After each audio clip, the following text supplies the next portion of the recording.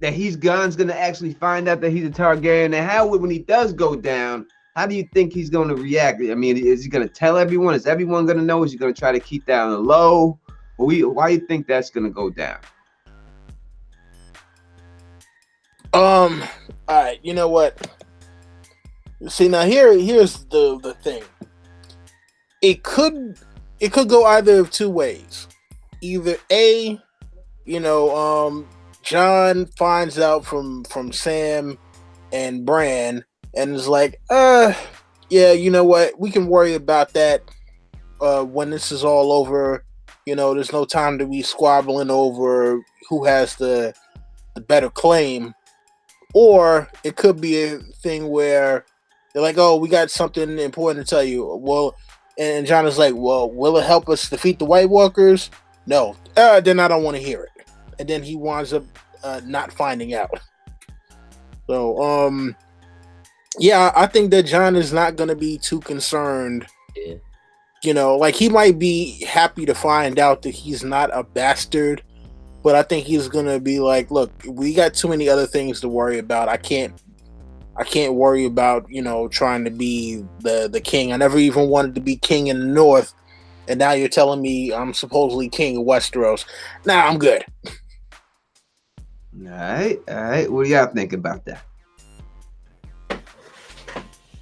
Man, I think that pretty much if he have any turmoil of or being a Targaryen. Like, if he have any problem with being a Targaryen, that completely contradict his speech to Theon.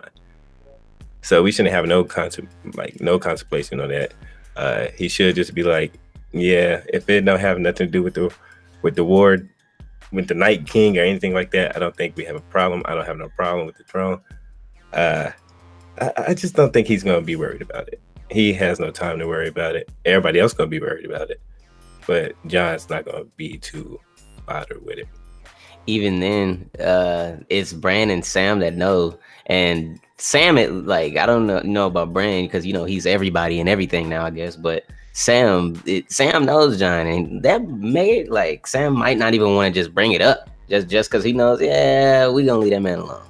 So, and if so, would they say anything to anybody else, or would anybody else know / find out? Because then it may be a different situation. Only thing I'd like to add is that if he do find out, they're just gonna have that moment with Daenerys, like, you're not alone no more. You always thought you was the last Targaryen, but you're not alone. You know what I mean? So if they do, they probably use that moment. They use that, to symbolize something like, oh, we're not alone after all. I think that's about as far as they go. I think they had to say something about it. I think the thing is, if the public finds out, I think he'll find out, because I think Bran is too, and Bran is thirsty. Like he's dying to tell him. You see, he's waiting. He can't wait to tell him. He's like, if Sam ran up on him, was like, he's not a bastard. No, he's not. He's he was quick to jump on Sam, and he went back into a dream and stuff for Sam. So he can't wait to tell him. As soon as you see him, he's gonna want to tell him. It doesn't get out to the public. Will it affect his relationship with the people in the North if they found out that he was really Rhaegar's son? Mm-hmm. That would be the problem. I would see them coming out with that right off the bat, just for those reasons alone. But, what does that mean? Even though they gave him the name Aegon, are they going to give him, I don't know how deep y'all catch up in the books, but are they going to give him the Aegon book role in dealing with, because we see the Golden Company. Is he going to get that Aegon's role with the Golden Company in the end, and that causes the demise for the Golden Company for Cersei? What do you think about that?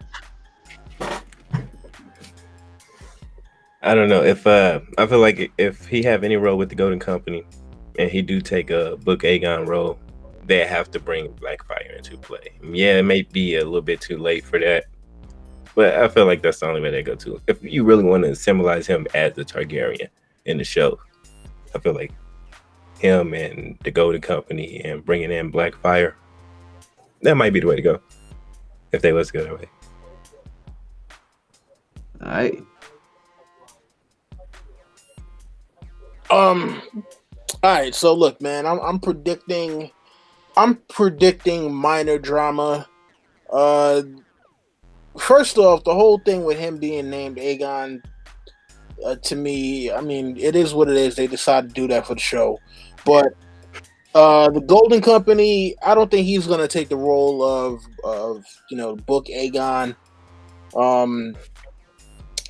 For one, there were a bunch of different motivations with that one. You have Varys and Illyrio involved with that, and it doesn't look like Varys is involved with the Golden Company at all in the show.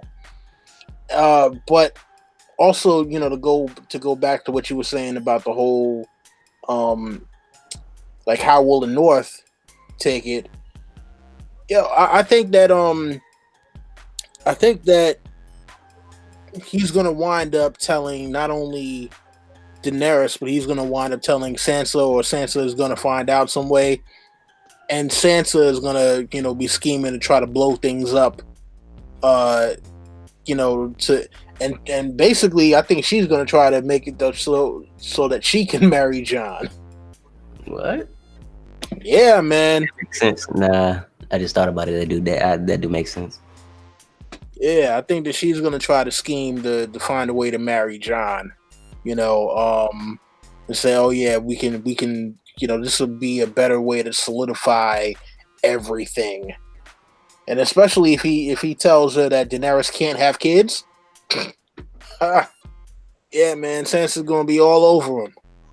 That's if we go to route that Daenerys can't have kids. I mean, maybe Sansa, she's thirsty like that, and she's trying to get that type of power like that. I don't know. I think that there's a lot of people who push the Sansa theory that they're gonna wind up together. I mean, if Daenerys dies, and he's alive and she's alive, I could see that happening. But to me, I don't see Jon Snow making it out of this whatsoever. Anytime I've ever seen any movie where they have a hero that comes back to life, as soon as they have served their purpose, they always go away. Yeah. I've never seen that hero just stick around. All right. Now, number two, I don't know if we're gonna have this man with his dead dick, you know what I mean, sitting on the Iron Throne. Are we gonna have a zombie king in the end of this whole situation, a fire white on top of the Iron Throne? Because if he lives, the only way I can see him living if he's on the Iron Throne. I can't see him sitting on the Iron Throne in this form or anything like that. So for that reason, I just can't see Jon making it. And that's why I don't think it would be Sansa would marry him in the end, because I just think he's got to die. He's got to go. I can't see Jon Snow living. Out of all the people who have died, to have this guy live in the end with just, I mean, if you want to say that this story is not cliche, there's no way you could have him live. There's no way. Okay, no, I understand and I agree with you with that. I'm not saying that he will. I'm saying she's going to try to scheme. Oh, I feel you. You know what I'm saying? And I'm not saying that Daenerys can't have kids. I'm just saying that that's something that she has told him. And if Jon tells that to Sansa, Sansa will be sitting up there like, oh well, hey, she'll hit him with the whole strategy thing, yeah, she can't have kids, so we need to secure the future of Westeros once this whole thing is done. So, since you're the king, you should marry me. I was already supposed to be the queen anyway, yada yada yada. I don't think Jon will go for it, but I think he'll definitely try. I mean, it just depends on who Sansa decide to scheme with, because we still got Tyrion in the north too. So it just depends on how everything plays out. I mean, yeah, but remember, they never consummated their marriage, so they can say technically they were never like fully wed, yada yada. So I mean, it's one of those things where I think that you'll have Sansa thinking about all this, because remember, she still has the lessons that she learned from Littlefinger,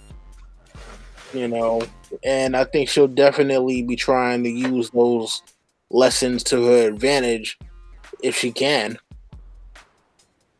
That's what I'm thinking about when I've been dealing with lessons and dealing with skill sets and things that we haven't seen and things we still have to see.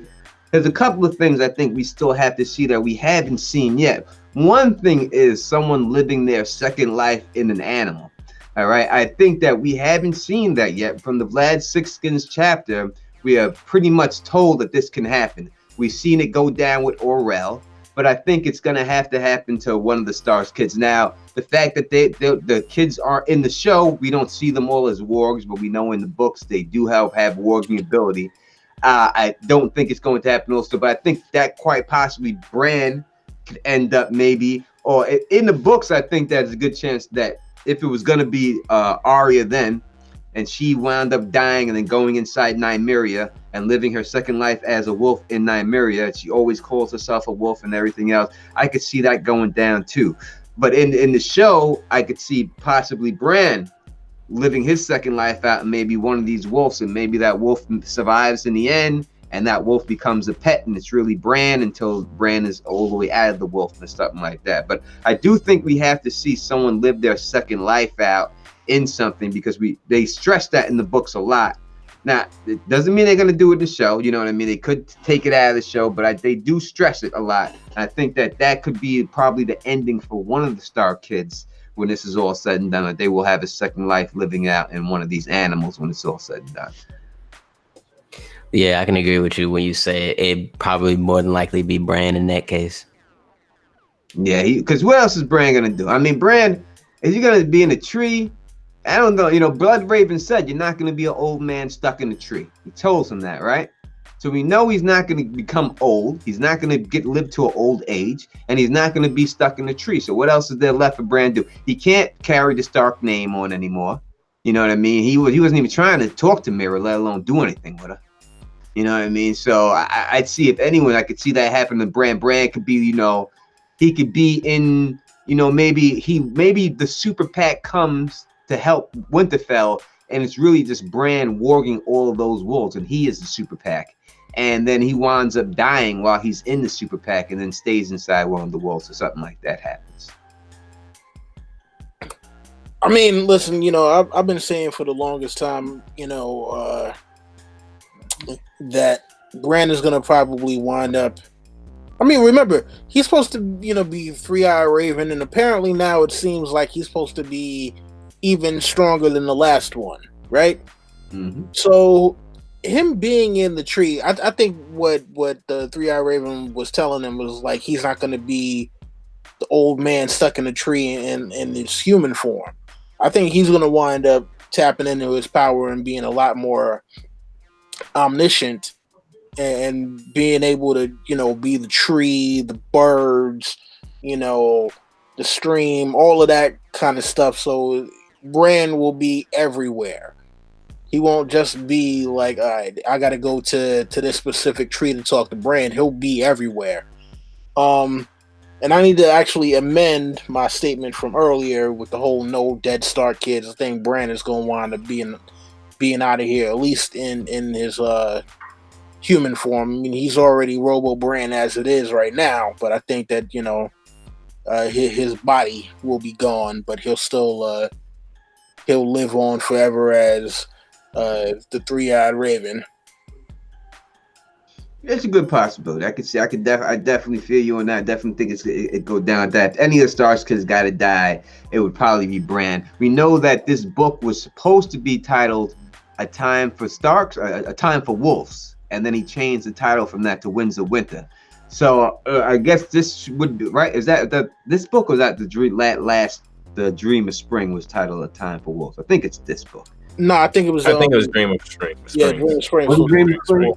All right, so if it was a Dream of Springs that was supposed to be titled A Time for Wolves, plural, there has to be multiple of these Starks left alive at the end of this books.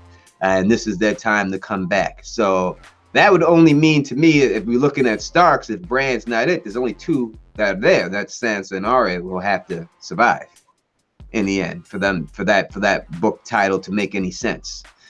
So I would, anyone would have to be Bran. It couldn't be the girls. I can't see those two girls because Sansa has been too much just to die right now. It makes no sense to show her get beat from the beginning, get beat by Ramsay, to escape all that just to get killed by the White Walkers. I know a lot of people are saying that they think that she's gonna sacrifice herself to save Arya, just like her wolf sacrificed herself to save Arya's wolf. But I don't see that going down like that. I can't see her sacrificing. I could see Arya sacrificing herself to save Sansa, but not the other way around. Yeah, I don't see that either. It don't serve no purpose unless you try to line it up with like maybe her mother's role, like she's playing her mother role. But I don't see that. I could vaguely see her maybe just maybe sacrificing herself for Arya if it was like an emotional moment from like last season, from them having like that whole fight or whatever you want to call it, whatever that was, little arguments and stuff. Like they actually have love with each other, but you don't really see that during that season. So if they did want to show that off a little bit, you could see Sansa doing that, but I just don't see it. I don't feel like it serves no purpose for her to die. There's no need for it to kill off any more Starks. Yeah, I agree with that, especially with like Sansa and Arya, because you kind of get to see their dynamic of being rival sisters or whatever you want to call it, not liking each other, getting their whole family split apart. They both of their lives are just trash up until this point. They meet up again, and then now we get to see what the little wolves have became. And Exactly. now that they've survived through, they could carry on their family name. I agree. We just never got to see the lovey-dovey part, but now we got to see it. So that's all. Yeah, I get that. Everyone's like, "Oh, this you don't know the ending of the story." Listen, I said you can't give people a bowl of shit. The story's not shit. The story ends. You know what I mean? It's got to be a happy ending for some people in this motherfucker. There's no way you can just have bullshit in the end. But before we get into what's going on here, my man, the Salt King, has said something that I haven't heard anybody say, and that was that he didn't like this trailer. So I want to Don, please elaborate a little bit, my brother. And this, so what rubbed you the wrong way on this trailer, my brother? I mean, listen, you know what? I think maybe because people kind of overhyped it too much. I went back and I was watching it a little bit, right before we did this discussion, and you know what it kind of seemed like to me? It seemed like to me like they were going for the Avengers Infinity War trailer. Like, yo, like I'm looking at it, I'm like, all these shots kind of look like the Avengers Infinity War trailer. Now that you say that, I can see that with Jon Snow running. The thing about it is, though, Dynamic. not enough Thanos. Oh man! I mean, like, we only got that one shot of the Night King. Or no, that can't even be the Night King because the Night King has Viserion. So we got the one shot of a White Walker on a horse, and we didn't even get to see the White Walker. All we got to saw was the horse's leg. So it's one of those things where it's like, all right, I see what you're trying to do, but it just didn't resonate with me the way that they were trying to have it go. And I think that might be partially because I was so disappointed with season 7, and so to see this, I'm like, I'm not really seeing anything. They didn't give us any kind of story points or anything with this. I mean, there's nothing in this trailer other than Arya running scared that we didn't already know. They definitely did the Eddie Murphy cracker trick on us. They definitely caught us starving and gave us some crackers, right? Yeah. And you know if it was rich, it was buttery. We first seen it. You starving. That crack is good as hell, and we've been starving for 2 years here. You know what I mean? So they definitely played. And speaking about Marvel, Marvel is the master of showing you nothing and still making you want to go see that movie. Because they don't give you anything, Marvel. This Infinity War trailer, they didn't show you nothing but black and white and a couple of specks of red. That's it. Well, you're talking about the game trailer. I'm talking about the Infinity War, the one from last year that to me was probably like one of the greatest trailers of all time. The one where, where it's got mostly the Thanos voiceover, saying in time you will learn what it's like to lose and all that. Yeah. Right? And I felt like go back and watch that trailer. Anyone who listens to this podcast, watch it on YouTube or whatever, go back and I want you guys to watch the Avengers Infinity War. I think it's the first trailer. Where it starts off with the Nick Fury and all the rest of the Avengers, and then it switches over to Thanos doing most of the voiceover.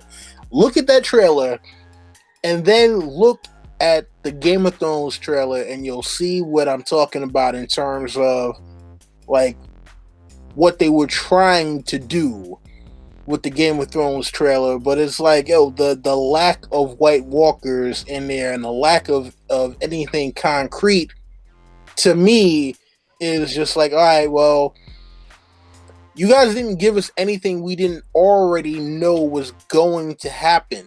So I can't really be excited about it because it's not like something that I can anticipate at this point. I've already, this is where the last season left off. We already know everything that was shown in this trailer. The White Walkers are coming for Winterfell. Daenerys and company are coming. The Golden Company is coming. Cersei is not. Jamie rode up north. I mean, what did we learn new in this trailer? Nothing. No, not we didn't really see this. I mean, a couple of things that maybe we could zoom in on could be something like when you see that throne room shot and you see Cersei on the Iron Throne. You see that it's the guy from the Golden Company in front of her, but the person on the right, when you blow that image up, does look like could be red hair there. So a lot of people think it's Euron, but it does seem pretty tall. We know Sansa's tall. Could that be a Catrid Sansa Stark? We heard her say the line that she's never going to King's Landing again last season. Why would she come all the way out with that line? That's why she sent Brienne down there in her stead. Would she say that again? And maybe that if Cersei does come off somehow with that. And speaking about Blackfire and the Golden Company, that's a pretty ornate sword that dude's rocking on that boat. You think it's quite possible that sword right there could be Blackfire? Well, here is the thing. For one, the show stripped down how many Valyrian steel swords there are. And the show, and this is in one of the behind the scenes, Benioff or Weiss, one of them dudes, said there's only 10 Valyrian steel swords left in the world. They have never mentioned Blackfire, not once. I'm not saying that that Blackfire can't exist, but it's one of those things where I think they're trying to tell us that Blackfire isn't all that important. But I mean, again, I could be totally wrong. But I don't know, man. Like I said, this trailer did not give me anything to really look forward to that I didn't already know. And that's my whole thing. Whatever. Now, you know what? I'm looking at the picture because that's supposed to be homeless Harry Strickland, I think. Yeah, it's supposed to be. He ain't nothing homeless about this dude. Looks like Jaime Lannister in his prime. Right. Man, he looks clean. That's an ornate sword.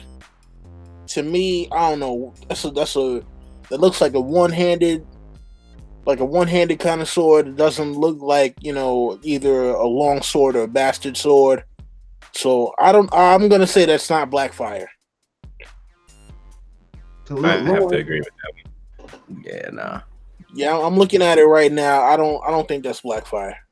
I'm not a fan of the Hell Eater, if y'all want to be real with it. I'm not a fan of that. But I mean, it'd be cool if it was. I mean, just to see Blackfire in Game of Thrones, it'd be neat. You know what I mean? But at the same time, I just don't think that one's it. I mean, if there was a time for them to bring it in, this would be the time, because in the books, Blackfire is in the possession of the Golden Company. We know that Illyrio Malpatis is the one who's holding Blackfire. He gives it to young Griff, Aegon, as a gift. I mean, they don't say it point blank like that, but that's who has the sword, and that's who's holding the sword, and they're gonna put that out there. So, if they were gonna say, Blackfire, if they give the backstory of the Golden Company, they could easily squeeze in there with that sword with him, especially if somehow this guy does wind up fighting the White Walkers. I mean, what better sword would he have than a Valyrian steel sword on his hip to actually have to fight the White Walkers himself? Because I don't really know how they get defeated if they don't flip, because the Golden Company, the whole motto is that we know our contract is as good as gold. So is that how the end of the Golden Company? Do they have to flip? Is that like the wall? We have this big ass wall that's never been breached and we know it's gonna fall. Is that what we're seeing with the Golden Company and their motto, that their gold word is as good as gold, and maybe something is more important than gold at this particular time, and they do flip on Cersei Lannister in the end? Is that how y'all see it playing out for the Golden Company? I could see. Okay, so if they do follow a little bit if they do follow the books, we know that a lot of them just want to come home. They want to go back to Westeros. So if they was to betray Cersei for anything, and we know that they got another war coming from the north, and you say, hey, y'all could definitely stay here, just fight for the living. Let's fight for the living, this and that. You got a here, you got a home. You're not just fighting for gold. You fighting for your home now. You know what I mean? So maybe if they play it off like that, I could see it. I could see that working. All right. So yeah, I could kind of see that, especially if Cersei like just kind of up to her underhanded type things, and they just are kind of don't want to work with her, because you can see a lot of people just stop wanting to work with her over the course of Game of Thrones in general. So if like I could just absolutely see them flipping, if not like their word on her. Because she's got to try to fuck him, right? Yeah, she's got to, because she thinks especially if you try to fuck like them. And not like yeah, we get it. She tried to do some underhand to the people of what's it called, Winterfell and stuff like that. But if she tried to do something underhanded to the Golden Company, then it's like, all right, what our word got to do with that? Well, I mean, like actually fuck him, like homeless Harry. Like she's, because she's always saying that a woman's best weapon, is not just her tears, it's the one between her legs. And she said that, she would have been, if anyone but Stannis, she would be able to seduce, but Stannis Baratheons, she have a better chance with a horse. So, this guy looks like Jaime for a reason. They got him coming in here looking like Jaime. She ain't been around Jaime in a while. You think that she's going to try to pipe this man down or what? We out. Not if Euron is there. It's got to be some problem with that. You know what I mean? Like, she's playing too many cards if that's the case. But I could see her doing that. Yeah. Because he do look a lot like Jaime from what we do see from the back, like with the blonde hair and everything like that, with the golden armor. Yeah, you could definitely get that Jaime vibe. I mean, listen, you know what? Really tries to fuck him. I don't know if she's gonna I don't know if she's gonna try that with Harry Strickland or whatever. But I think if anything, I think the Golden Company will wind up not betraying Cersei, but I think that she was never theirs to begin with. Remember, she sent Euron to get him. We all know that Euron wants to be king, and I could see him, using the what is today's buzzword? The patriarchy propaganda on her, on them. It's like, hey, look, do you really want a woman running Westeros? Westeros has never had a queen before. Let's not start now. Yeah, and he got the words down packed, the manipulative words. You have to try after he married Cersei, though. That's the only case with that. I mean, well, you got to think about it, right? Cersei took the throne. She had no claim to it. She was just like, all right, I'm killing everybody. I'm the queen now. Who gonna stop me? Yeah, and at this point, who would be there to actually oppose Euron? Kind of like with that conversation with Euron and Jaime, you got to win the people, and we know the people ain't too fun with greyjoys or Freys. You know what I mean? That's like a stigma. So you got to be a hell of a hero to get them to follow Euron, or he's got to do something that would get the people on his side if he could take the throne like that. If he's going to take it flat out. I mean, well, listen. Again, though, who is there to oppose him? It's one thing to say, all right, well, we don't like the king. It's another thing to try to actually overthrow him, though. And if he's got the whole Golden Company there with the gold cloaks and everything else, then he's got the army. If he kills Cersei and sits his ass on the Iron Throne, he's king. Period. That's the bottom line. You know, no one's gonna tell him he's not, and until you remove him, he's the king. It's just, will they give this Euron, the guy, like, if it's the Euron from the books, I could see this all day. But this guy that they got in here, this guy that they casted, this is not the Euron from the books, man. That's one to be.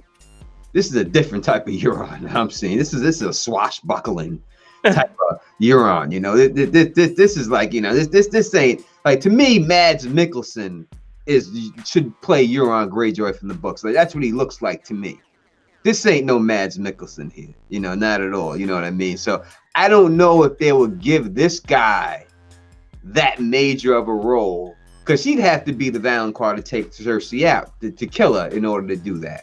And I think it's a good shot that he'll do that in the books, that Euron. But this guy that we've seen, this guy, you know, the one coming down with the looked like a professional wrestler when he came down with the boat and landed on and came down with the thing with the drawbridge and stuff and landed on top of him.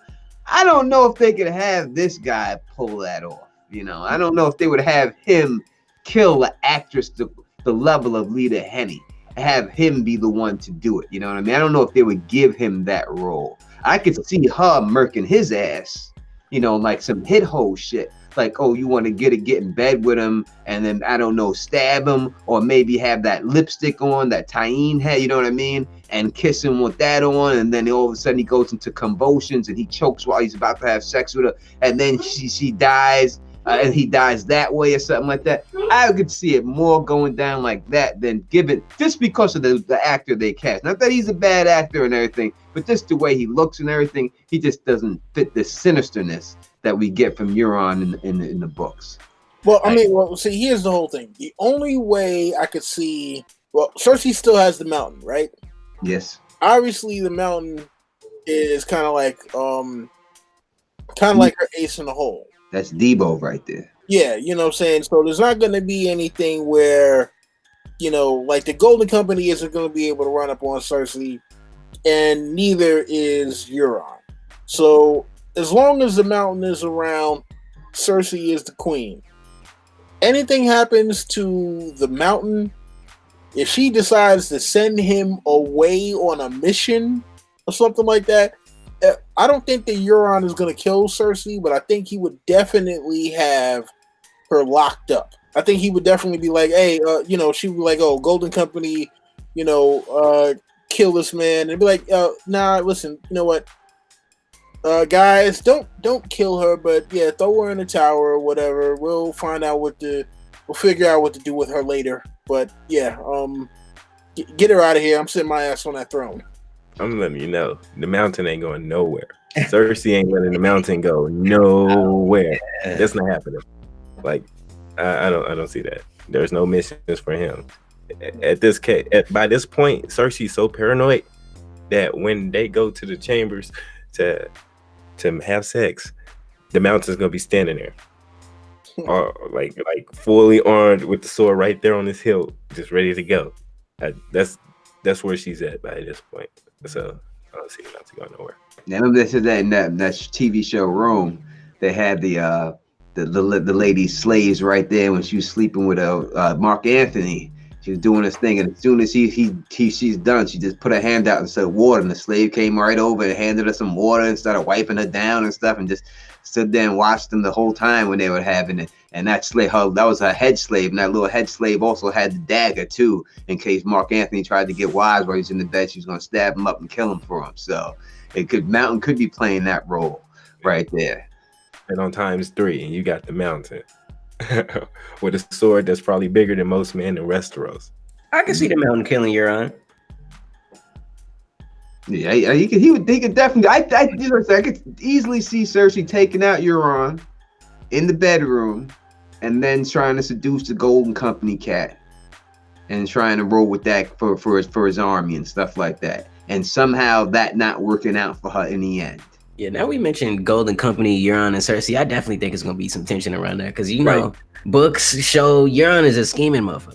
So, you know, it's going to be some tension around that. I agree with that. Yeah. let's be real. Do we really care about how the show Euron died? Like, do any of us care? No. Like, I mean, listen, you know, it's kind of like show Euron is like Last Jedi Luke. You know what I'm saying? You got to think of him as a different character.